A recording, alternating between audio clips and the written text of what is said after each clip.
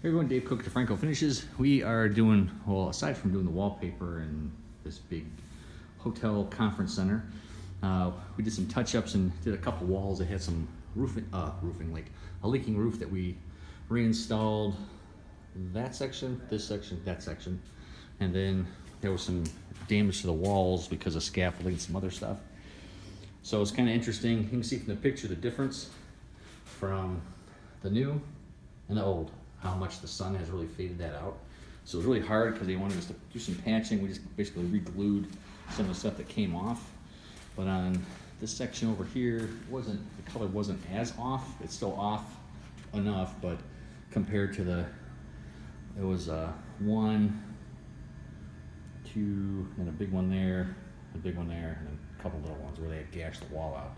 So we used the same paper that we had at this time and just kind of patched it, matched the pattern. But you can kind of see the color was a little bit different, but compared to the big gash in the wall, it's better. So if you have some wallpaper needs repair, it's always good to have the original paper that you have.